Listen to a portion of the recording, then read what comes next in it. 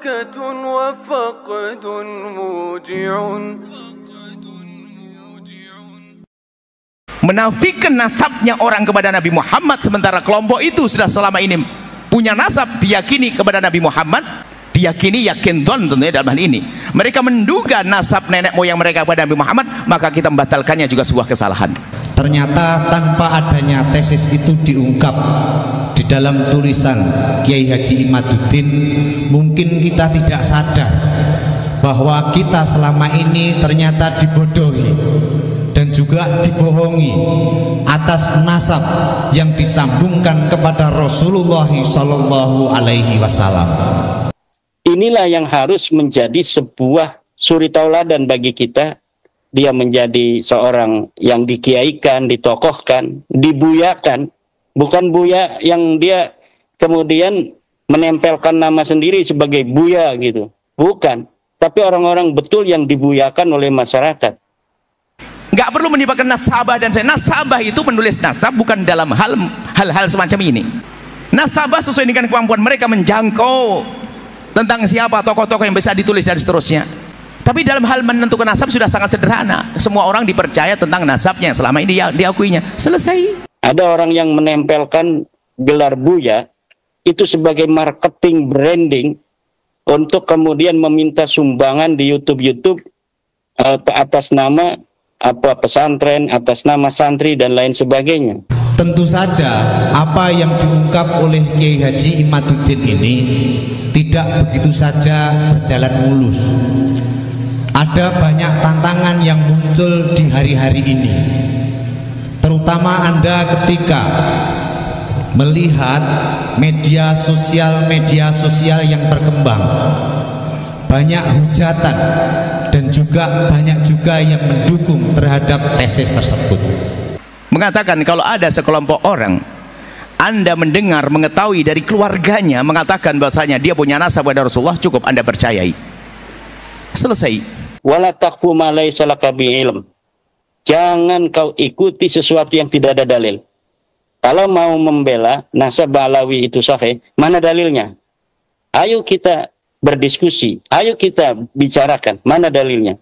Kita sudah mengetahui dari para orang-orang yang membela tidak ada dalil. Ada beberapa alasan mengapa kita mendukung tesis Kiai Haji Imad tersebut.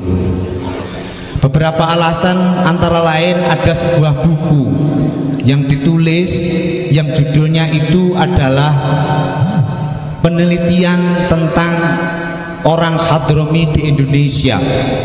Itu ditulis oleh seorang peneliti Belanda yang barusan diterbitkan tahun 2019. Dan itu tidak harus sampai derajat 100%. Karena 100% itu gimana sih mempercayai nasab 100%? Ini secara umum segala nasab, kalau satu kelompok yang menisbatkan bahasanya dia punya nasab kepada orang tertentu, Anda tidak berhak untuk otak-atik. Ini penting untuk digarisbawahi. Apa yang kami lakukan itu adalah hanya sekedar kami ingin katakan bahwa Anda, pengakuan Anda sebagai cucu Nabi tidak terbukti. Anda bukan cucu Nabi. Mengapa buku ini mencengangkan bagi saya? Pertama, buku ini mengungkap tentang sejarah bagaimana masuknya orang-orang Hadromi ke Indonesia. Penelitian dari buku ini mengungkap penelitian dimulai tahun 1900 sampai kemudian 1950. Adapun terjadinya perdebatan, wallah alam, saya tidak ingin masuk ke dalamnya, sebab karena namanya berdebatan itu biasanya yang tulus-tulus, yang nggak tulus, wallah alam, saya tidak ikut ke sana. Yang jelas kami ini rambu-rambu, ini dimanapun, kalau Anda pergi ke negeri manapun, jika ada sekelompok atau keluarga yang sudah masyhur di tempat tersebut, lalu mengatakan saya punya nasab kepada sana, musaddaquna bi ansabi, cukup sampai di situ. Itu bukan karena kami membenci Anda, tapi karena kami ingin memberitahu kepada Anda sesuai dengan ilmu, sesuai dengan kajian ilmiah, bahwa Anda tidak terbukti sebagai cucu Nabi. Itu saja. Selanjutnya terserah Anda. Anda masih mau mengakui, ya silakan saja, jangan marah-marah. Migrasi orang-orang Hadromi ke Indonesia yang ditulis oleh buku ini beberapa gelombang. Tahun 1920 buku ini mengungkap bahwa orang-orang Hadromi yang beremigrasi dari Hadromi ke Indonesia ini kurang lebih terhitung di dalam buku itu sebanyak 45.000 orang. Khilafah, masalah DNA dan sebagainya itu bisa saja digunakan, tapi dalam keadaan tertentu. Ada badan zaman dulu namanya khilafah, mungkin zaman sekarang ada DNA misalnya. DNA itu memang ilmiah, tepat, benar, tentunya dengan catatan yang menjalankan orangnya jujur, tidak akan dirubah, ada itu. Tapi itu kapan diberlakukan? Lalu kemudian apa yang dilakukan oleh orang-orang Hadromi itu ketika mereka migrasi dari Hadromi ke Indonesia ini? Ada juga di antara mereka yang bekerja dengan pemerintahan Hindia Belanda. Dan saya tidak mengerti apakah omongan kami nanti dibilang, terserah Anda mau bilang saya tidak mengerti dan sebagainya. Saya bukan urusan dengan Anda yang mengatakan saya tidak mengerti. Akan tapi saya punya kewajiban bahwasanya jika Anda mengatakan bahwasanya saya ada anaknya keluarga itu, saya cukup percaya, tidak usah saya cari manakah aktemu, tidak perlu. Ada di antara orang-orang Hadromi yang hijrah ke Indonesia ini lalu kemudian membawa gelar-gelar dari bumi Hadromi ke Indonesia. Gelar itu adalah Sayyid dan mereka mengaku keturunan Rasulullah Shallallahu Alaihi Wasallam. Ya, selesai. Tolong Anda tidak usah bergeming. Pokoknya jika satu kelompok dimanapun Anda menemukan, jika kelompok itu masyhur di kalangan keluarganya, dia punya nasab sampai Nabi Muhammad, cukup Anda percaya. Tidak usah Anda otak-atik. Lalu kemudian di kemudian hari orang-orang Hadromi ini terus meningkatkan dakwahnya untuk kemudian mengklaim bahwa dirinya adalah utusan, bahwa dirinya adalah nasabnya nyambung kepada Rasulullah Shallallahu Alaihi Wasallam.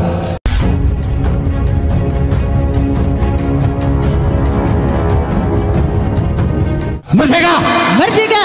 Merdeka! Merdeka! Satu lagi yang lebih semangat. Merdeka! Merdeka! Bagaimana Kiai Haji Imaduddin pernah mengungkap satu tesis, yang tesis itu cukup mengguncangkan tidak hanya di Indonesia tapi juga di dunia.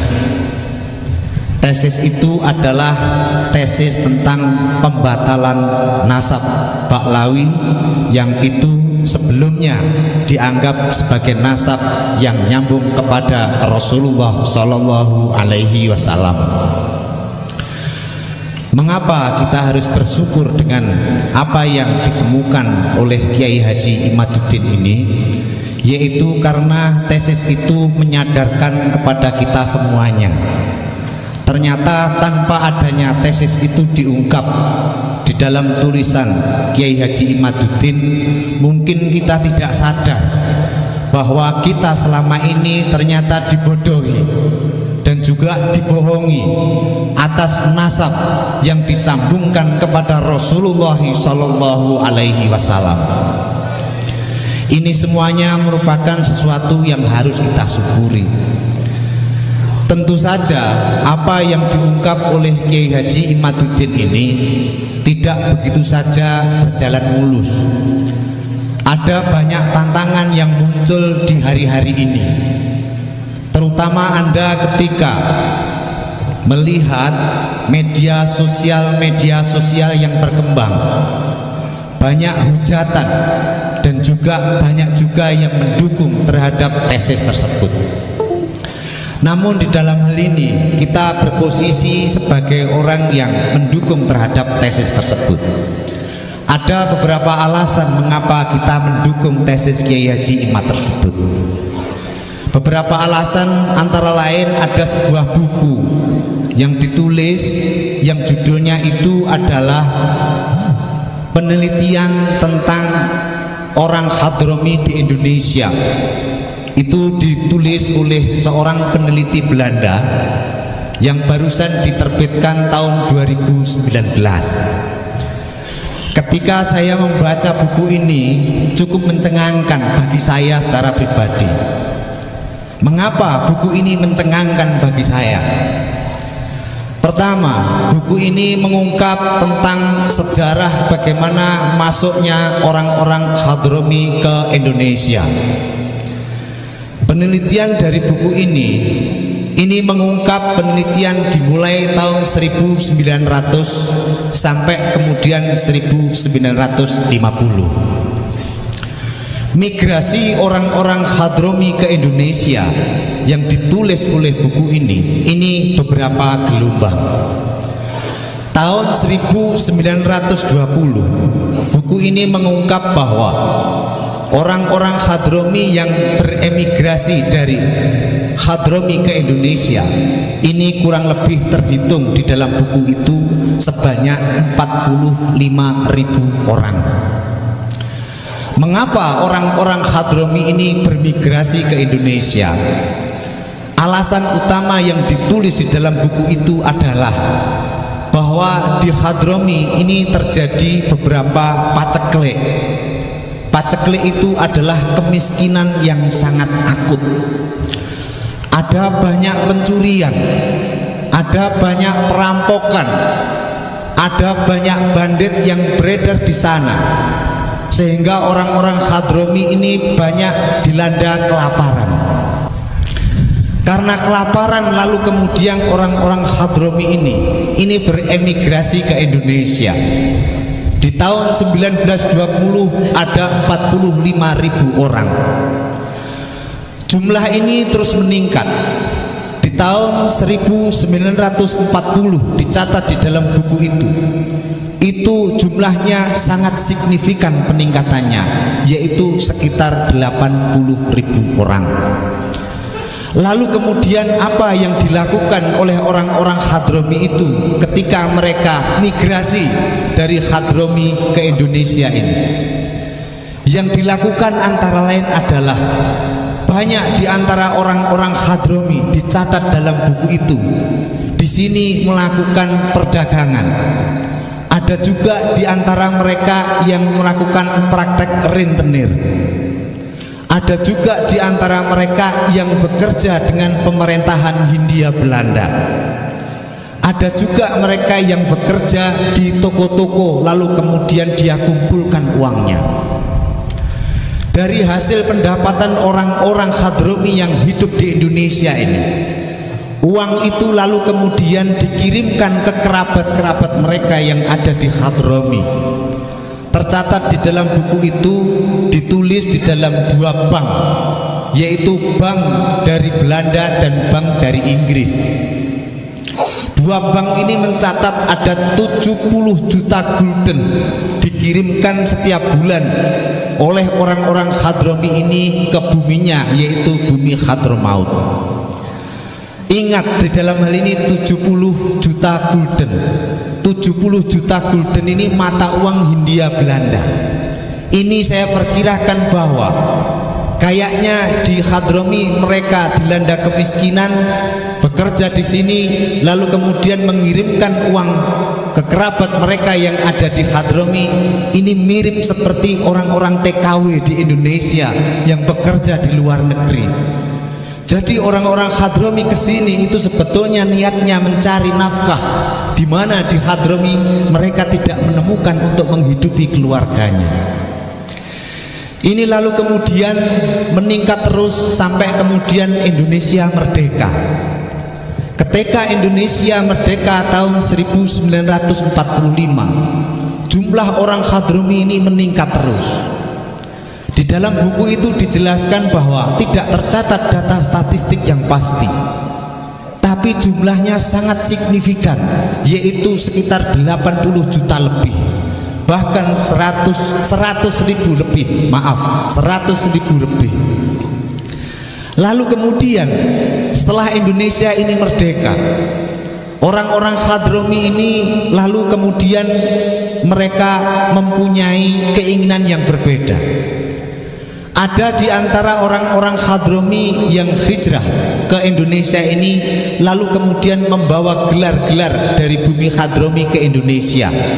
Gelar itu adalah Sayyid dan mereka mengaku keturunan Rasulullah Shallallahu Alaihi Wasallam. Orang-orang yang mengaku keturunan Rasulullah ini lalu membentuk sebuah organisasi. Organisasi itu namanya Baklawi atau Robitoh Alawiyah. Di kemudian hari ternyata orang-orang yang hijrah dari Hadramaut ke Indonesia ini relasinya di antara orang-orang Hadrami ini ternyata tidak harmonis. Ada orang-orang Hadrami yang tidak setuju dengan gelar Sayyid yang dibawa oleh Rabithah Alawiyah.